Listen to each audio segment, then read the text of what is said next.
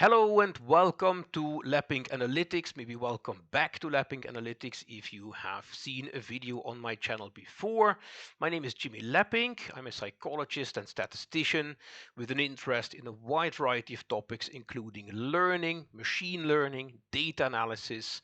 And in this video, this first video of 2025, I decided to talk about an artificial intelligence related topic. And more specifically, I'm going to provide a simplified, worked example of the Perceptron algorithm. The Perceptron algorithm is an algorithm which is quite common in machine learning and artificial intelligence. And in this short video, I provide an example. So what does this algorithm do? Well, first of all, it responds to the question, does a given input, let's say input X, belong to a particular class, let's say class A, or not? So does input X belong to class A or not? And it does so, or attempts to do so, by using a linear prediction function. For example, suppose that you have a two-dimensional space with a total of 10 observations, 5 in blue and 5 in red. Is there a way using a linear function to separate or almost perfectly separate these observations? Well, yes, there is. For example, this is a linear function that perfectly separates the blue from the red observations. In this case, if an observation falls below this linear function, it is blue, and if it is above the linear function, it is red. There are actually quite a few good videos about this type of applications of the perceptron algorithm out there, so I'm not going to repeat that work to add yet another video of this kind of functions, because well, there are good examples out there already. What I have seen, and not so much on YouTube, actually not at all, this example that I'm going to provide is what happens if, for instance, you have two types of images. For example, one looks like the one that you see in the left of two squares, and the other looks like a 7, right? How does the algorithm deal with this? And you might say, why is this even important? Well, because it is important, for instance, in healthcare, to distinguish between, let's say, X-rays of human lungs that are normal, that don't have any abnormalities, no, any health issues, for instance, and X-rays of human lungs that do have an abnormality of some kind, right? So this is just one example, but you could think of several other examples as well.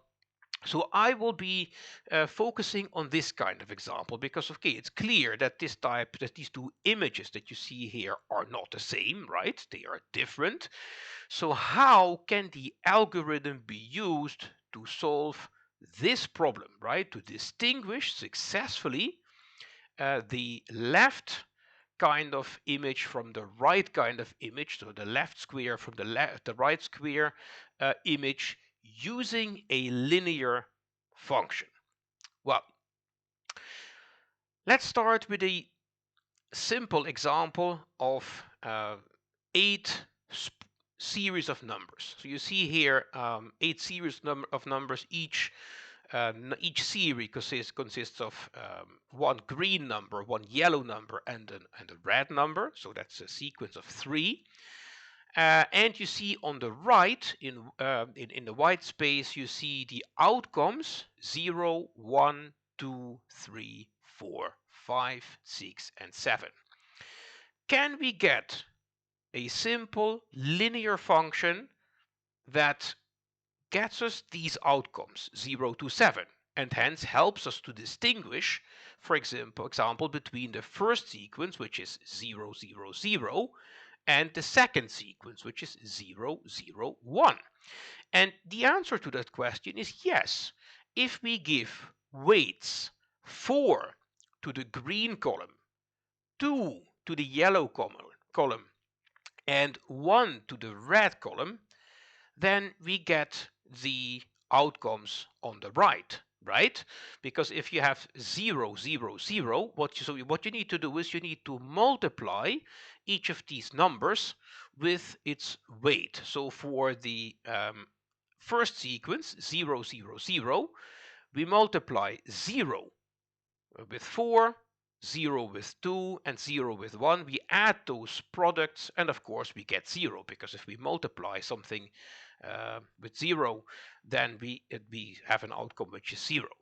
But for the second sequence, 0, 0, 1, the outcome is 1, because the red column is 1, that has weight 1.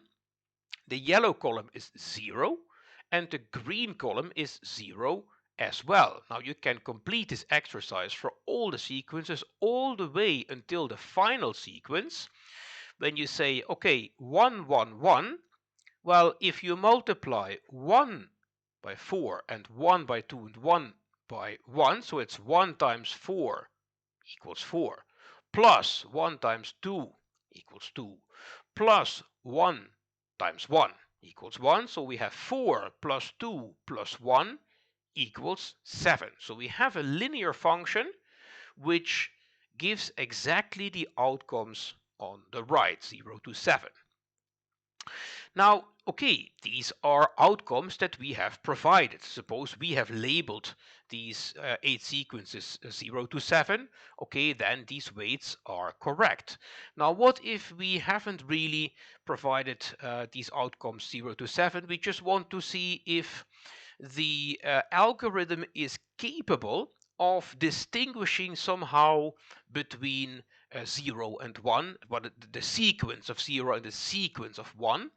Let's suppose we haven't given them outcomes 0 and 1. We just say, okay, we have one sequence which is 0, 0, 0, and we have another sequence which is 0, 0, 1. Now, I could give a long lecture on all the details behind what I'm going to do, but in a nutshell, and that's why this video is also called a simplified worked example of the algorithm, what you can do is subtract the first sequence and the second sequence from each other. So you take the first sequence minus the second sequence, and you get the difference. So you get the difference, which is 0 for on the left for the green column, because 0 minus 0 equals 0. You get 0 for the second column for the same reason, and for the third column you get 0 minus 1, hence minus 1 in orange. Why is this important? Because this difference can be used as weights. So the weights that we use to calculate the outcome or code for each sequence is basically we multiply for instance, the green number 0 by the 0 down here. So basically we have a 0 here and we have a 0 here. We multiply those two. When we do that, for both sequences, we get 0 for the first sequence, because 0 times 0 plus 0 times 0 plus 0 times minus 1, that equals 0. And the second sequence, we get 0 times 0 plus 0 times 0 plus 1 times minus 1, hence minus 1. Now, if we want to be precise, the perceptron algorithm is not just a sum of products. There is also a constant which is called bias, which is kind of like an intercept, which in this kind of equations is actually 1. So instead of 0 and minus 1, we would then get 1 for the first sequence and 0 for the second. But for simplicity purposes, I'm leaving this bias out for this example because now it's a simplified example, and since the constant is the same for each of the sequences, I'm just leaving it out. So basically for the first sequence you find 0 as the sum of products, and for the other one you find minus 1. This is how we distinguish. So if the outcome is 0, or with bias it would be 0 plus 1 would be 1, then the first sequence, so it's applied, it's identified as this kind of sequence, 0 0 0, and if the outcome is, well, -1 if we exclude the bias, or 0 if we include the bias, then it would be identified, okay, this is a sequence of 0 0 1. So yes, it can separate these sequences. Now you may wonder, okay, sure, but look, in the first sequence there are no ones, it's all zeros, whereas in the second sequence there is a 1. So what happens if we compare, for instance, two sequences that have the same number of ones, right? Okay, so that's a legitimate question, of course. So let's have a look at another example, which is 5 versus 6. Well, 5 and 6, remember, those are the outcomes that we assigned in the original example, right? So those are the two sequences. The first sequence is 1 0 1, and the second is 1 1 0. So should these not give the same outcome and hence be indistinguishable because of having the same sum of ones? The answer is no, because when we take the difference between these sequences, so we say sequence 1 minus sequence 2, so the upper sequence minus the lower sequence, we see that the weights that appear, which is not the difference between sequences, that's the weights. It's weight 0 for the green column, because 1 minus 1 equals 0.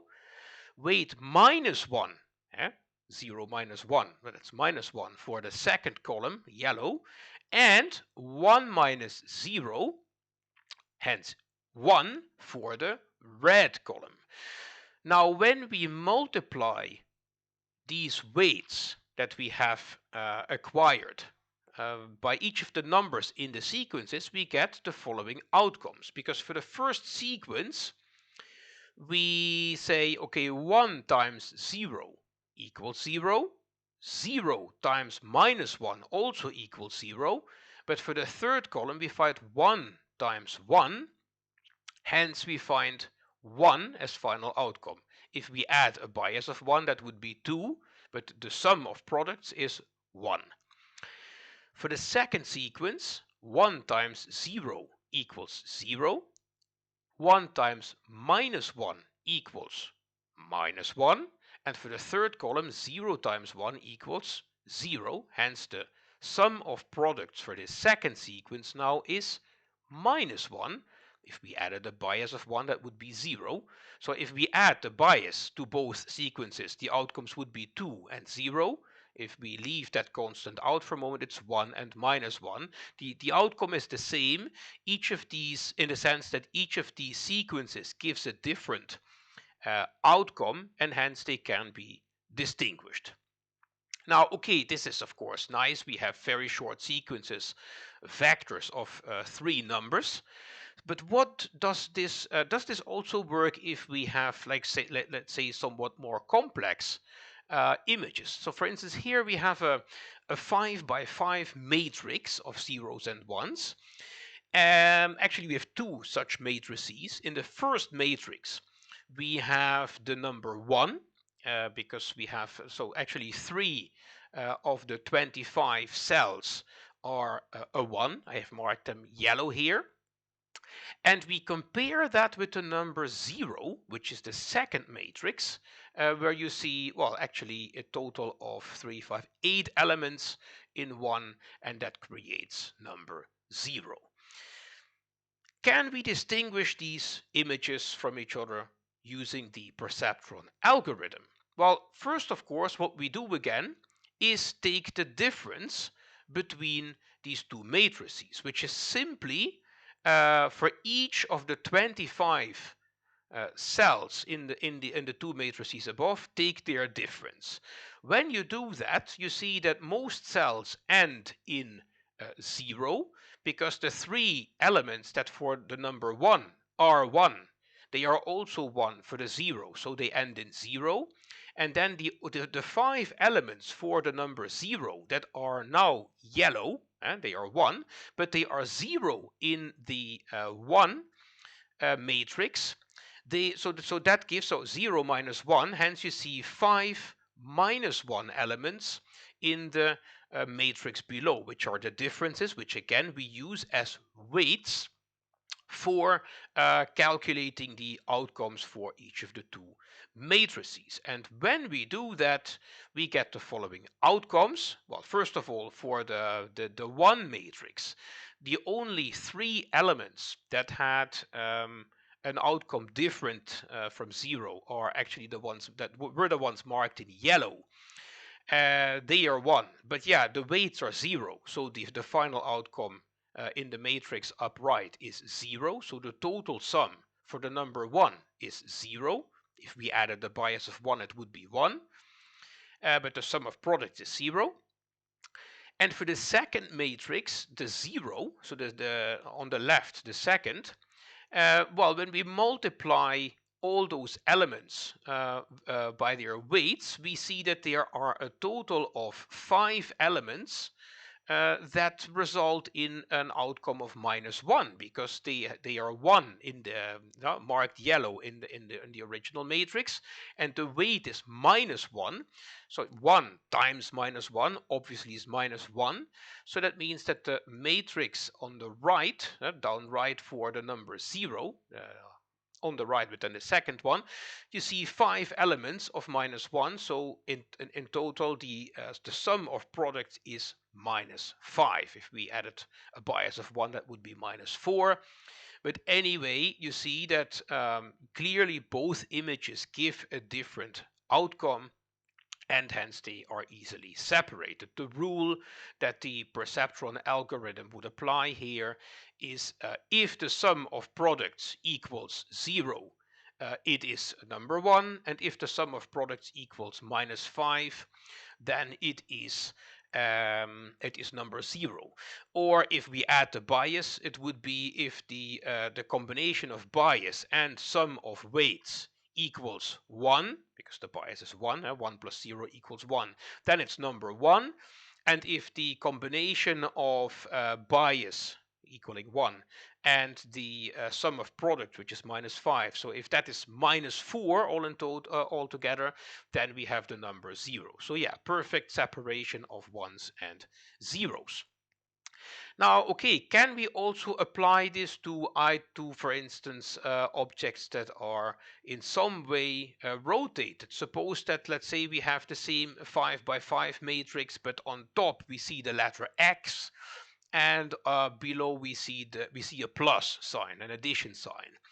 The same number of ones occur in both matrix, right? In total, we have 4, 8, 9 elements which have a 1, and the other 16 elements have a 0 in both matrices. So can we still separate these patterns?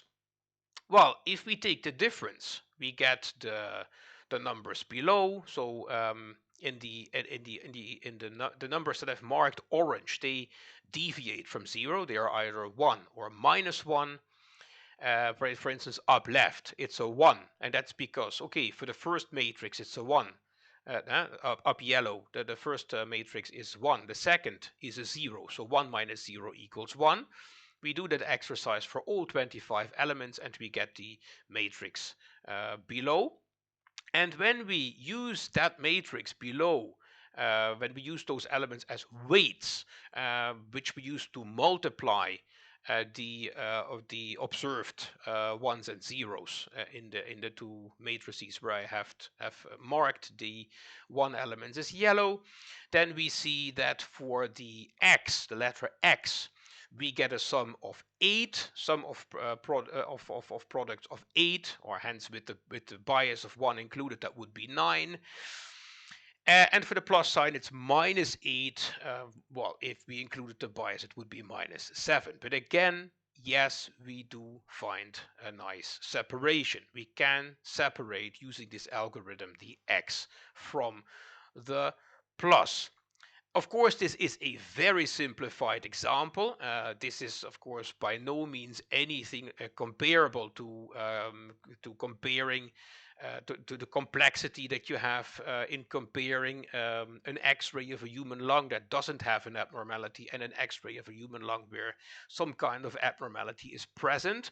But this algorithm is exactly this, and if you were to use it on more um, uh, complex images, well, we would also try to find separation this way, either perfect separation or as good as it gets with linear functions. That's the idea. Okay, having said that, I hope you find this useful. If you have any questions, suggestions, just get in touch with me. Either you write a comment below the video or you use the email address which I have included in the description of this video. I hope you like it, and if you find this interesting, you will find more content of this type on this channel going forward. Thank you for watching, thank you for listening, and hope to see you soon. Bye bye.